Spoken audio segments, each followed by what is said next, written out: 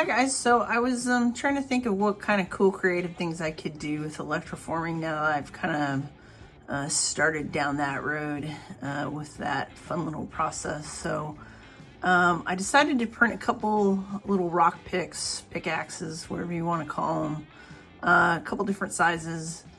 And so this is just printed in regular high-speed PLA. And I'm gonna try and combine that with some of these little nodules that I tumbled from, I think these were red top.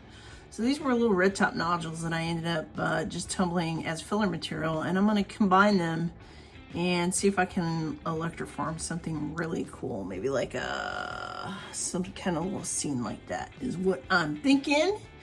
So let me get to work on some bales, some super glue, some conductive paint, and we'll see how this looks. So see you soon. Okay guys, so it is the next day. I've got everything glued up on this first one, and I've allowed it to dry overnight. So this is a fairly small piece, as you can see, kind of smaller than the palm of my hand. So I thought I'd make something small for the women in my rock club. So we'll see how this turns out. So I'm gonna go ahead and get this painted with some conductive paint and get it ready to put in the bath. So I'll see you in a little bit.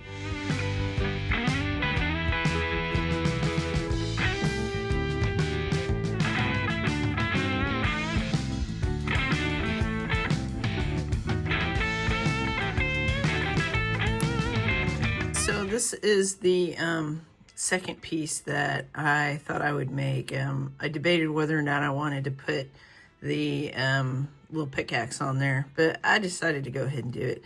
So I've got this all super glued. It was, I let it cure overnight, and now I'm just gonna paint it. So this is actually a piece of petrified wood from the Saddle Mountains here in Washington. And I thought it would look cool, hopefully, with a copper band around the outside. And then I'm going to try and make this copper plated as well, electroform. So I've got a little bale put on, similar to the bale that I put on the other ones. And I'm going to get going here with just seeing if I can hopefully hold the texture of the plastic, because it's kind of nice that, you know, it looks like little wood. So let me get this going, and we'll meet back here in a little bit.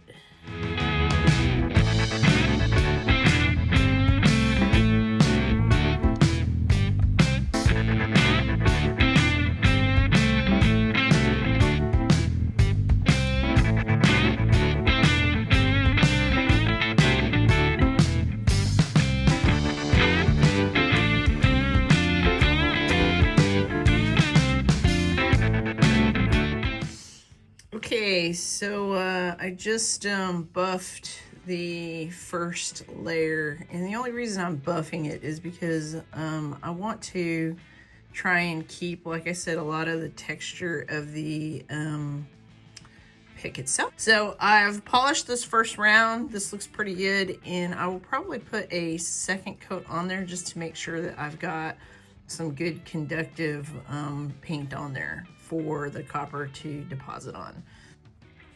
Okay guys, so this is 2 coats of graphite paint, and it is looking good. So I may clean up some spots I see with a little bit of acetone, but for the most part I buffed it, and we'll see how the copper deposition goes buffed versus non-buffed.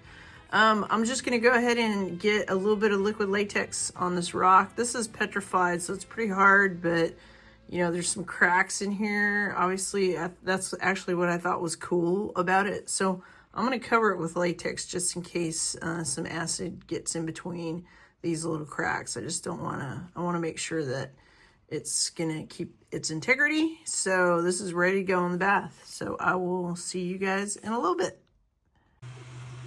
I also went ahead and 3D printed a little support for a little 12-volt DC micromotor that I can basically hang this on and it will rotate for the entire time, slowly rotate for the entire time that it's in the electroforming solution. And the only reason I did that was that I could tell, you know, from the first time that I electroformed, there was a lot of directional formations as it was being deposited. So the rotator actually kind of evens out the plating, so the forming, and so that it's evenly formed in layers as it's turning rather than in one direction. So this is the actual rotating motor. It's automatic that I totally plagiarized, totally stole off of Burke Sanders. I think his page is called I Can Build That, and he might have gotten it from Hendrick as well. So this was the part I printed that sits on top of the beaker. This little 3 volt, I think it's a little 3 volt micromotor, turns at a max of 3 RPM. I think this was a total of $8. The variable speed drive operates between 3 and 24 volts, and it can turn this thing. So when I connect my negative here to the motor, you can actually see it starting to spin. So I will actually clamp my cathode clip, alligator clip, to this, and it works just fine. So let me get this set up, and I will get the first pendant in solution. Okay, so I've got the first pendant in, which is the larger pickaxe with the Saddle Mountain piece of petrified wood. As you can see, it's turning very nicely within solution. I've got my little stirrer going, and I'm currently running about 0.08 amps, 0.43 volts. And I'll let this go for about 4 hours and then come back and check on it. And we'll see how it goes. So far, that's my setup. All right, so it has been 10 hours and 45 minutes. And let's check and see what we've got. All right, so that's kind of what it looks like. Man, that looks pretty good. I'm going to probably go ahead and get this dried off and then figure out what kind of patina I want to put on it. Very, very happy with that. Very happy. So obviously my latex didn't last on this one side, but hopefully the petrified wood held up. But this is looking really good. So I'm calling it done. So it's time to patina it before I polish it. So I'll set that up and see you guys shortly. Hi guys, so it is the next day, and I almost forgot to show you guys what the actual, how dark I get it when I actually try to put some patina on there. So I use the good old liver of sulfur trick for patina, and then I rinse it off in the same baking soda water that I use actually when I take this out of solution. So I like to actually get mine almost black, and so this is what it looks like after I've put it in liver of sulfur for about, I don't know, 5 minutes.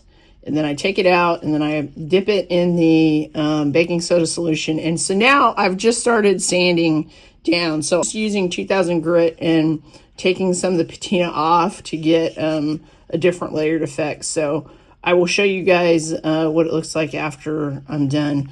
This was an epic fail. So I actually started tearing it apart just to see how resilient it is. And it's actually pretty resilient for a thin layer of copper that goes on it. But this ended up, I left this in solution too long. So there's too much copper buildup actually around the agate to really show it off. So I started sanding it down to see if I could take, some of the copper off, and it is really on there. So I'm going to redo this one here shortly. Okay guys, so this is a learning process. I told you I'm new to electroforming, and as I've sanded it down, so remember this has only been in copper solution for 10 hours. So I kind of did the extremes. The smaller one I put in for, I think, 20 hours, way too long for such a small piece.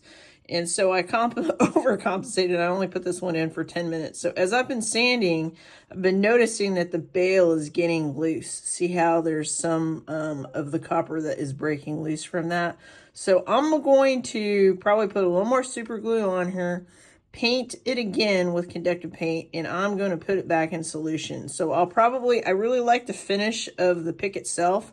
So I will put everything in latex except for the area around the bale that I'm going to redo, and we'll see how that comes out. So like I said, just lesson learned. I don't think that I put this in solution for long enough given the size of it. Okay, so I'll see you guys soon. Okay guys, so I just took it out of solution after about another 9 hours in copper sulfate. So as you can see, I did put liquid latex on the pick and the rock, and it looks like I got a little more buildup around the bale, which is what I wanted, and I got a little more texture. I ended up painting some of the outer part again so I could get a little more texture, a little bit cool lines on there. So let's go ahead and put it in some liver of sulfur so that we can get some cool patina on it. So I'll probably leave it in here until it gets black, and I'll be right back. Let's see what it looks like. I knew it was turning black. Wow, that looks good. Okay, so we'll put in a little bit of solution here, and I will start working on the sanding, show what the polish looks like. So that's how dark it comes out, which I really like, because it once I start polishing it off, you get a lot of really cool features and textures with this kind of patina. So I'll get it dried off and start sanding it. Okay guys, so this is what the patina looks like after it's been removed from the liver of sulfur.